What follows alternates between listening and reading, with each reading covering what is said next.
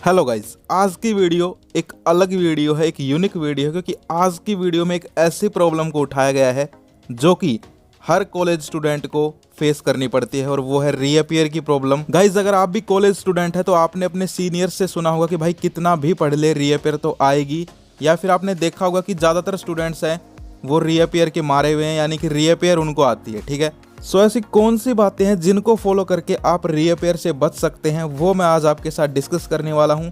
अब आपके मन में एक डाउट ये भी आ रहा होगा कि भाई आप किस बेस पे ये बातें बता रहे हो। तो गाइज मैं आपको बता दूं, मैं खुद हरियाणा के गवर्नमेंट कॉलेज से बीएससी पास आउट हूँ। साथ ही साथ गाइज इस वीडियो के लिए मैंने पर्सनली 1-to-1 टॉक किया है जो टॉपर स्टूडेंट्स रहे हैं उनसे। साथ ही साथ जो अंदर की बातें हैं वो मैं आपके साथ शेयर करने वाला हूँ। तो गाइज वीडियो बहुत ही इंटरेस्टिंग है, लेकिन उसके लिए आपको एक छोटी सी चीज़ पे करनी है और वो है आपका टाइम। गाइज वीडियो को कंप्लीट देखिए।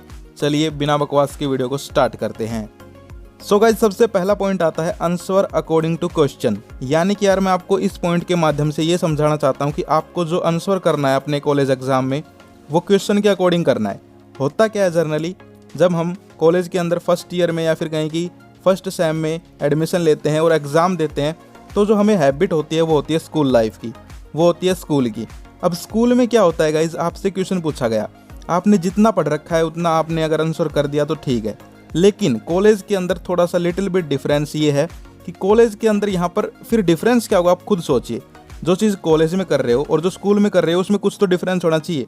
तो कहीं ना कहीं आपको ये करना है गाइज कि जो आंसर आप करो वो आपको करना है अकॉर्डिंग टू क्वेश्चन, यानी कि पूरी रामायण आपको नहीं लिखनी है।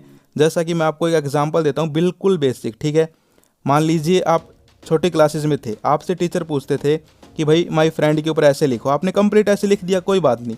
लेकिन अब आपसे ऐसे कोई नहीं पूछने वाला। अब आपसे मान लीजिए क्वेश्चन पूछा गया है कि what is the nickname of your friend, यानी कि आपको अपने फ्रेंड का निक नेम बताना है। तो ये नहीं है कि आप पूरा ऐसे लिख देंगे, और अगर आप लिखेंगे भी तो मुझे पता है कि आप ऐसा क्या सोच के लिखेंगे, आप सोचेंगे कि भाई ज़्यादा लिखेंगे तो ज़्यादा नंबर मिल जाएंगे। गाइज ये स्कूल्स में चलता था, कॉलेज में ऐसा कुछ नहीं चलता।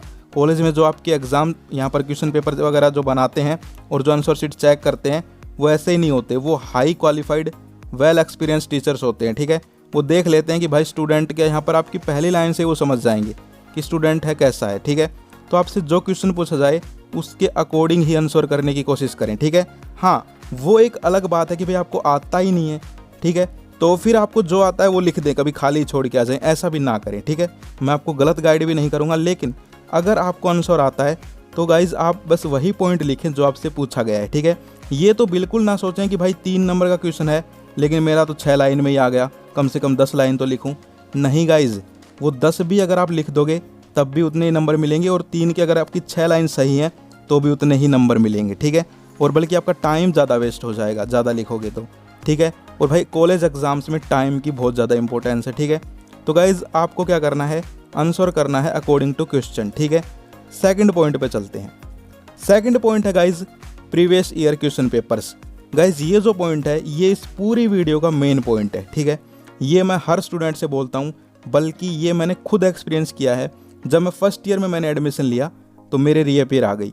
अब रीअपीयर आ गई, मैंने टीचर से पता किया, टीचर से जो मुझे बात समझने को मिली वो ये थी कि आपको स्कूल की तरह नहीं करना। यहाँ पर आपको ये देखना है कि कौन कौन से ऐसे क्वेश्चंस हैं जो कि बार बार रिपीट हो रहे हैं, और उसके बाद गाइज आपको वही क्वेश्चंस करने हैं। और प्रीवियस ईयर में भी ये नहीं है कि आप सारे के सारे करो, अगर सारे कर सकते हो तो गाइज वेल एंड गुड है, लेकिन अगर आप एक ठीक ठाक हैं पढ़ने में तो आप प्रीवियस ईयर के अंदर भी वही क्वेश्चंस करें जो कि रिपीट हो रहे हैं बार बार।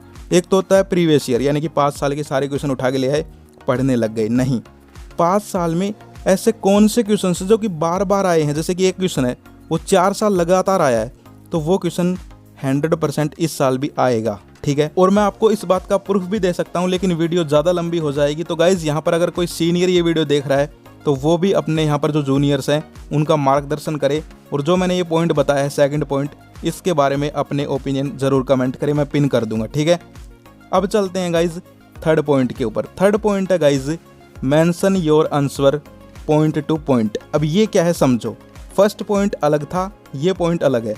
फर्स्ट पॉइंट में मैंने आपको बताया था कि आपको जो है पॉइंट टू पॉइंट आंसर करना है, यानी कि जो चीज़ क्वेश्चन में पूछी गई है वही बतानी है। अब यहाँ पर मैं कह रहा हूँ कि आपको पैराग्राफ नहीं, आपको पॉइंट टू पॉइंट आंसर करना है, यानी कि पॉइंट बना के आंसर करना है। क्या कहना चाह रहा हूँ नहीं समझे मुझे पता है, ठीक है, समझाता हूँ। जैसे कि एक तो मैं आपसे बोल दूं कि भाई आप एक ऐसे लिखिए, माय फ्रेंड वाले ले लेते हैं हमारा यूनिवर्सल एग्जांपल। तो आप लिखने लग गए my friend this she has, या गर्लफ्रेंड है मतलब बॉयफ्रेंड जो भी, ठीक है, she he has 2 legs 2 eyes his house their ear, सारी चीज़ लिख दोगे आप। ये आपने एक तो पैराग्राफ में लिखी, ठीक है। एक वही चीज़ आपने पॉइंट्स में लिखी तो ज़्यादा पॉसिबिलिटीज़ जो होंगी, ज़्यादा प्रोडक्टिविटी जो होगी वो आपकी पॉइंट वाले आंसर से आएगी। और ये बात मैं नहीं कह रहा, ये खुद टीचर्स बोलते हैं।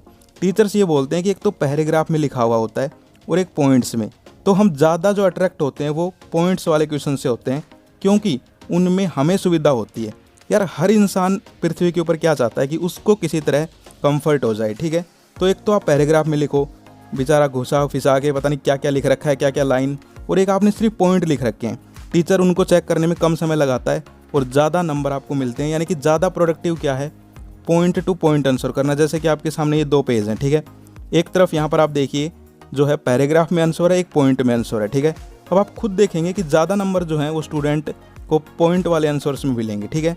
तो मैं ये नहीं कह रहा कि सारे के सारे क्वेश्चंस को आप पैराग्राफ में ना करके पॉइंट में करें, लेकिन जो क्वेश्चन पॉइंट में हो सके उसको आप पॉइंट टू पॉइंट आंसर करने की कोशिश करें, ठीक है। नेक्स्ट पॉइंट है गाइज, डोंट कॉपी समवन 100%। कहना क्या चाहता हूँ गाइज, आपने देखा होगा या फिर आप देखेंगे, जो सच्चाई है वो ये है कि देखिए, चाहे कितना ही कोई कुछ बोले कि भाई चीटिंग नहीं होती, चीटिंग ये वो, लेकिन गाइज मैं आपको सच्चाई बताता हूँ, मैंने भी एग्ज़ाम दिए हैं। ऑफलाइन एग्ज़ाम्स में भी चीटिंग होती है, ऑनलाइन मैंने आज तक दिए नहीं है तो मैं बता नहीं सकता, ठीक है।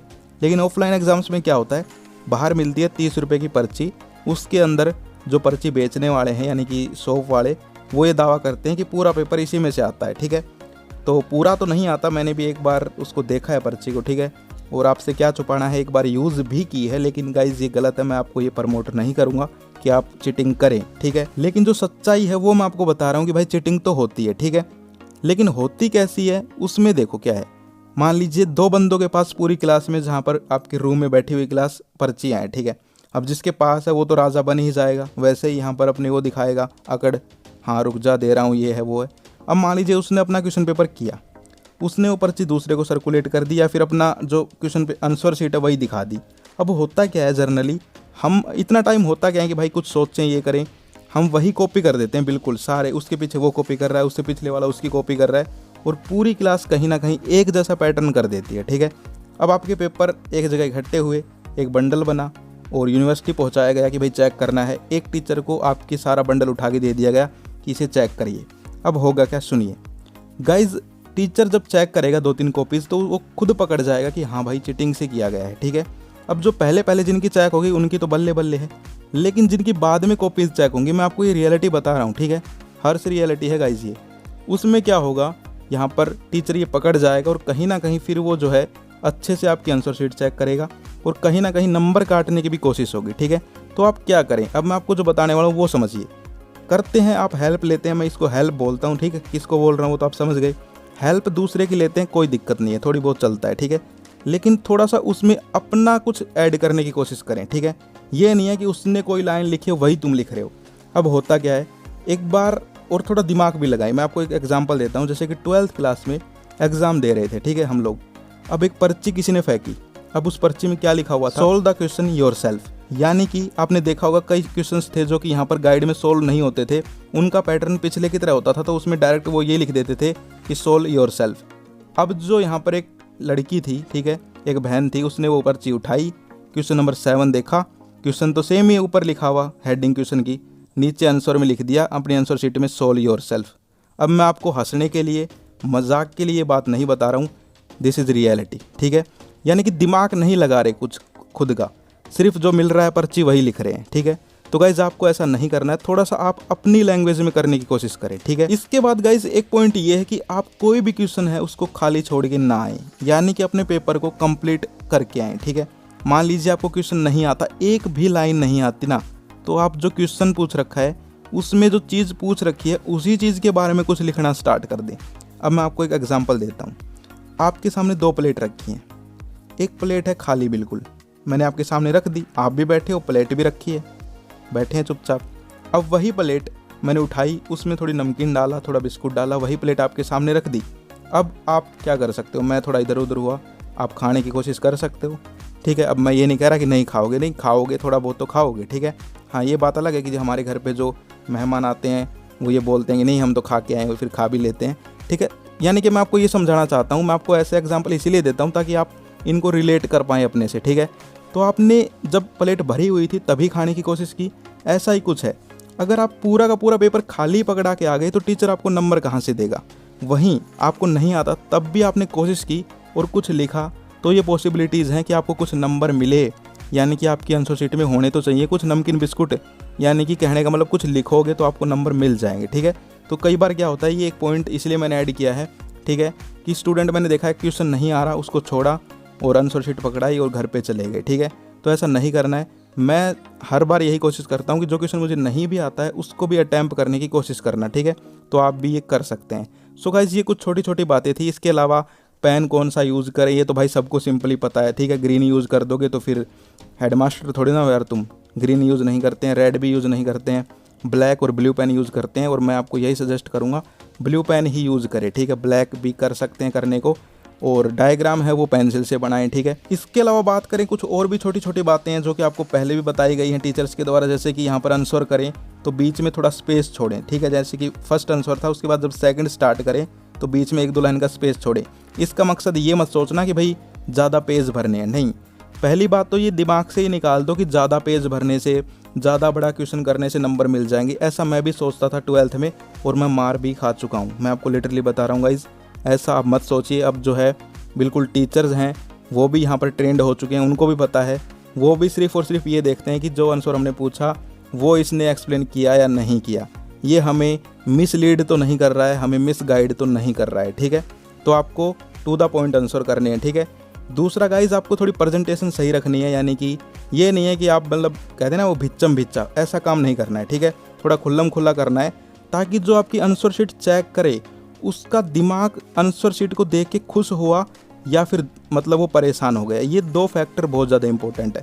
अगर वो परेशान हो गया, पूरा पेपर परेशान होकर ही चेक करेगा। अब जो काम आप प्रेशर में करोगे, परेशान होकर करोगे, उसके रिजल्ट आपको पता है क्या आएंगे, ये मुझे बताने की ज़रूरत नहीं है। और जो आप एक खुश मन के साथ काम करोगे उसके रिजल्ट क्या आएंगे वो आपको पता है, ठीक है। तो आई होप आप समझ गए होंगे गाइज़। ये जो वीडियो थी आपने 12-13 मिनट जो आज इन्वेस्ट की हैं, ये जब आपका रिजल्ट आएगा तब आपको पता चल जाएंगे, ठीक है। तो गाइज़ इन चीज़ को फॉलो करें। और एक सबसे इंपॉर्टेंट चीज़ तो रह ही गई है, पढ़ना तो पड़ेगा, ठीक है। कभी सोच रहे हो कि ये पॉइंट्स सुनने से या ये वीडियो देखने से काम चल जाएगा, तो गाइस ऐसा नहीं है। इन पॉइंट्स को तो बस आप फॉलो कीजिए ताकि आपका जो रिजल्ट है वो बूस्टअप हो जाए और आपके जो रीअपेयर आती है या फिर कोई कमी रह जाती है वो पूरी हो जाए, ठीक है। लेकिन पढ़ना भी ज़रूरी है। और सबसे इंपॉर्टेंट जो यहाँ पर पॉइंट था वो था point number 2, previous year question papers, ठीक है। वो आप ज़रूर लगा के जाएँ। अगर आपको नहीं मिलते हैं तो आप गूगल से ले सकते हैं, वहाँ भी नहीं मिलते हैं तो भाई 600-700 रुपये खर्च करके एक एग्ज़ाम नोट खरीद लो यार, इतना तो कर ही सकते हो तो यार कर लो, ठीक है। एग्जाम नोट खरीद के उसमें सारे के सारे प्रीवियस ईयर क्वेश्चन पेपर्स होते हैं, तो वो आप कर सकते हो guys. Wish you all the best. I hope आप सबका रिजल्ट बिल्कुल अच्छा है और आपको रीअपेयर का कभी भी मुंह ना देखना पड़े। फिर से मिलते हैं। और किसी नेक्स्ट टॉपिक के ऊपर वीडियो चाहिए तो नीचे कमेंट सेक्शन का प्रबंध कर दिया गया है। इंस्टाग्राम पे मेरे से बात करनी है तो वहाँ पर भी आ सकते हो, नीचे उसका भी लिंक दिया गया है। और टेलीग्राम का भी प्रबंध किया गया है तो वहाँ पर भी आ सकते हो। तो गाइज फिर मिलते हैं नेक्स्ट वीडियो में। जय हिंद, जय भारत।